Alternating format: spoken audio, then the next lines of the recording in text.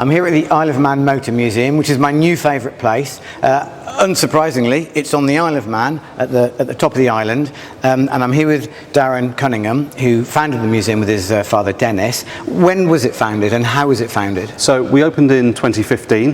The core of the collection was our personal family collection that had been assembled over many, many years. First, the car that's been in the collection longest is my dad's Jaguar XJ Coupe, which is, I think he's had since 1982, 83, something like that.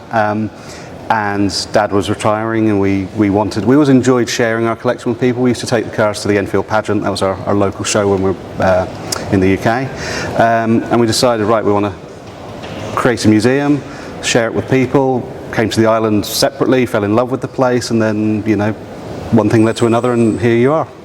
Well, I must admit, I said it's my new favourite place.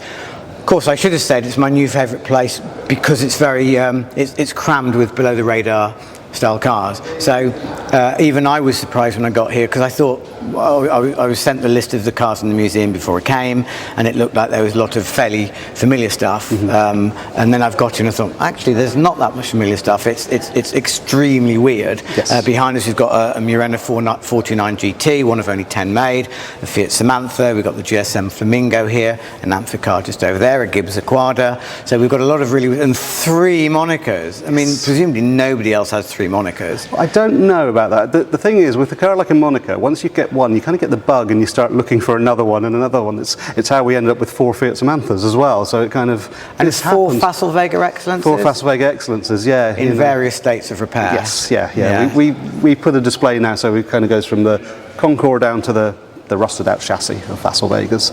And yeah, we do. We have a real sort of weird and wonderful mix of things. We like having vehicles here that people will never have seen anywhere else.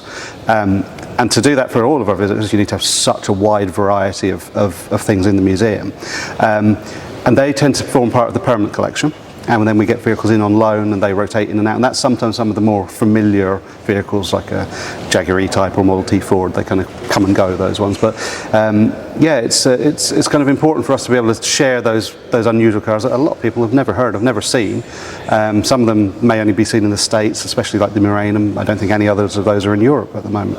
I'm sure someone will tell me otherwise, but you know, that's at the moment. That's the beauty of below the radar. It's kind of a collaborative project whereby we put stuff out there and we're always open to correction.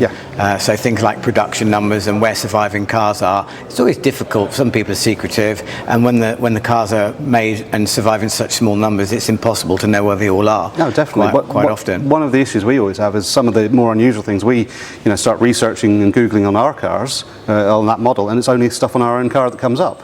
So yeah, any time we can get more information or backstory, it's so useful for understanding the car and telling the story. Well, that's where below the radar comes in, because we try to cover history. We try to make sure that even if no one else wants to cover it, below the radar does cover it. Hence things like the Murena 429 GT and the GSM Flamingo right up our street. Isle of Man, Peel. So you've got pretty much one of every Peel made? Pretty much in different states of repair or assembly. Yeah, we've got an original P50. We've got an original Trident, which are the smaller single-seater production car and smallest 2-seater production car.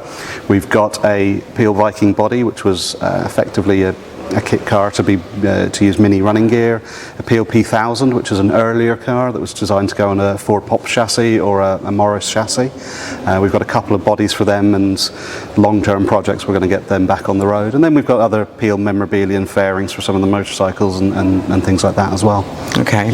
Well, I think we need to have a quick look around the museum, and we'll pop up somewhere else in a moment. Perfect. And I think Citroen's might be a good spot. Yeah, a little French area is good. Yeah. Okay. So as advertised, we're in the Citroen corner with some of the most amazing Citroens. Unfortunately, some are behind the camera. So we have a DSD Cap, we have an SM, which is out of sight. We have this rather lovely CX, which is probably one of the most familiar cars here. It's not obscure. It is. Well, in some ways this one is, because it's the prestige long wheelbase turboed one. So as far as I'm aware, there was only 5 right-hand drive ones of that made. Ah, okay. So yeah, it's familiar but different, and that's one of the things we do try and go for here as well. A bit like below the radar, an unusual twist on a familiar. Exactly. Product. Yeah. Okay. So, but obviously the most interesting thing is the stuff that's here, an M35, and then your Tissier converted DS. Which is quite an amazing machine. So going back to where we came in about what's in the collection, what decides what goes into the collection and what doesn't? So for permanent collection, and this sounds quite simple at times, but it really does boil down to what we like. Because we've always found if we like things, there's going to be other people that do as well. And our taste has always tended to the unusual. And that's how we've got to where we are. From a museum point of view, there's some things we always like to have in, and Austin 7 and Mini, and they're about sparking memories in our visitors and the enjoyment they get from reminiscing about what their dad had or their uncle or grandmother or whoever. And then the permanent collection is: are we ever going to get that on loan, or can we also show it in a way that works with other vehicles in the collection? Is there a different story we can tell contrasting with other vehicles, or an Austin 7 and a Cadillac V16, the little and large, that was a display we did previously. And it's just coming up with ideas like that and seeing what works, what's available, what can we do, and what haven't we done before. And some of the cars are on loan, so they come and go. So how many cars have you got? And of course you've got lots of motorcycles as well. So how many cars are on display at any one time? So there's typically around 200 cars and commercial vehicles on display, and then about 330 motorcycles as well. Okay.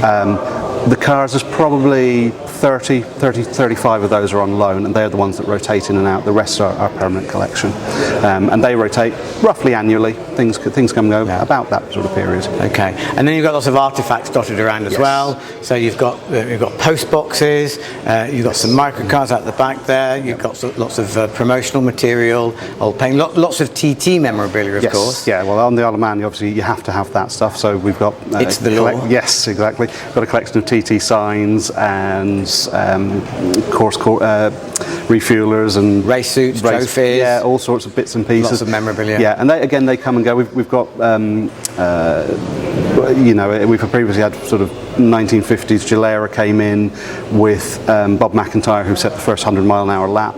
We had all of his trophies and leathers and photographs of him signing his contract with Honda that hadn't ever been seen before, and they were all on loan from his family, and that's what it's about. It's working with collectors who have this amazing stuff, sometimes hidden away, that the public never get to see, and we're fortunate that we get to bring it out and share it with people. So bearing in mind that you've got 200 cars here, that's a lot of cars to try and keep running, and obviously a lot of museums don't bother keeping them running. Do you try and get the cars out and about? Do you try and get them to events or use them on the road? We do try. Typically we say most cars in the museum could go into the workshop and within sort of 48 hours be at least some way operational that we can use them and take them out the front even. Sometimes if we've got other events on, we'll take a car out, and what we tend to do is take it out for say a month so that we can use it properly. I don't think there's any benefit in sort of starting it for 10 minutes and putting it back away. So we'd like to take them out, recommission them and use them. We've had I think 9 or 10 cars out so far this year, and it's been fun getting them back in. Obviously our guys in the workshop, they enjoy it. It's hard work, but they really enjoy getting the satisfaction of getting some of these back in action, and it's so much fun just being able to use them. I would imagine that the variety of cars you must have every type of engine, every type of transmission. They must be on a constant learning curve trying to keep this stuff running. Definitely, there's never sort of 2 days where you're solving the same problem. It's and lots always of ingenuity. Different. Yes, lots of ingenuity. So when you open? So our normal opening hours, we've got our summer season runs April to September. We're open 6 days a week, closed on a Wednesdays. In the winter we've got reduced hours, but it's all on our website, which is www.isleofmanmotormuseum.com. And during TT and major motorsports events, we're open as long as there's people outside the door. We'll welcome them in. Brilliant. Well, I spent a day with Darren and his father Denis, and had the most amazing time. And it's easy for me to say that because here I am talking to you. I've had their hospitality, but I am on a bit of a crusade now because it's such an easy trip over to the Isle of Man. It's such a great place, but also the museum is full of below the radar cars. You could spend a couple of days here having a look round, prodding and poking and reading all the placards and whatnot, and talking to Darren and Denis, who are pretty much always here. And so you must come over here. But I'm going to be coming back, and I'm going to be spending some time with Darren doing some filming of individual cars.